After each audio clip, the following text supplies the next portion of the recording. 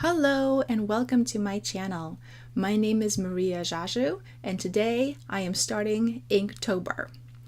If you don't know what Inktober is, it means you're not a fan of Jake Parker yet, but you will be once you go and check out his channel and his Instagram. He is really talented and he has started this themed drawing idea where every day for the month of October you draw something in ink and it's called Inktober.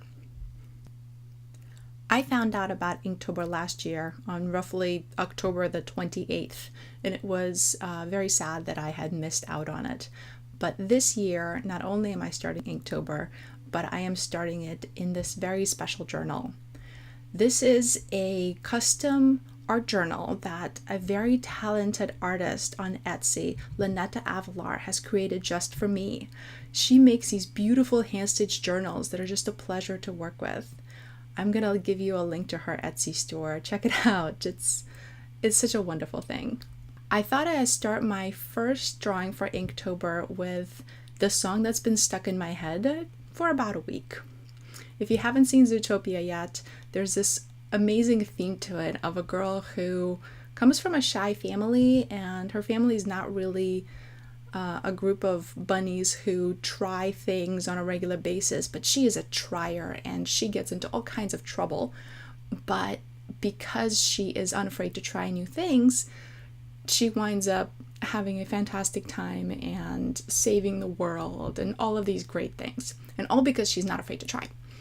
And there is a song in the movie by Sakura called, I think it's called Try Everything.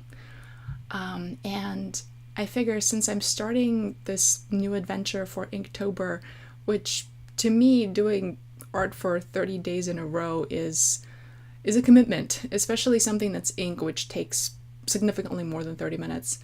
I thought it was a really good theme to start with this particular journal.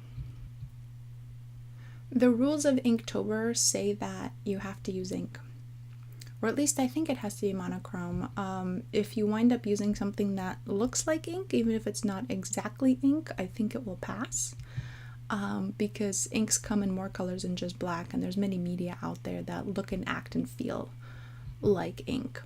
And in this case, the only place that I really cheat is the background. I thought that I had some India ink lying around where I could fill this background up, and it turned out that I didn't. My ink had dried up. So I had taken a trip down to the local craft store, and they had everything you could possibly think of that is ink-like, except black ink in bottles. They had the kind of black ink that you put a stamp into. They had bottled inks of every color except black.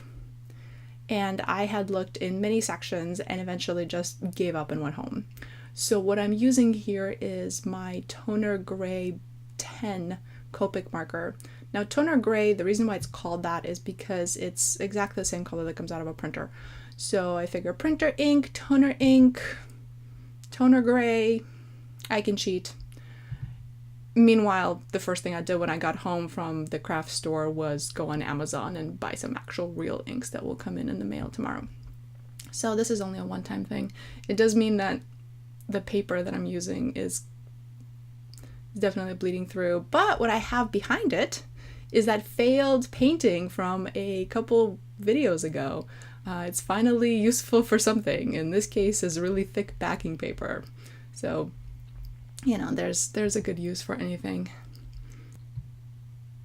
I think the hardest part of this whole thing was actually the letters, because they're really tiny and the Copic marker bleeds quite a bit, and it's supposed to on this kind of paper.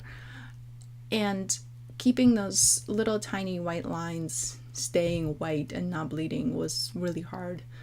There's a couple of letters where I pretty much lost the letter to the black ink, and so in the end I had to go over it with a white jelly roll.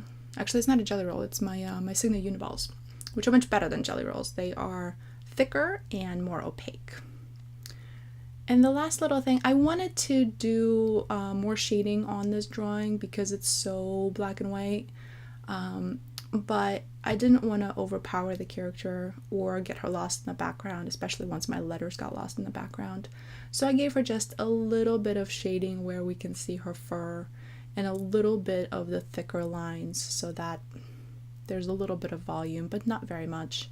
I think graphically this works really well, and I'm really quite happy with the result. And on this note, thank you so much for watching. My name is Maria Jajo. This is Judy Hops from Zootopia, and I will see you next time.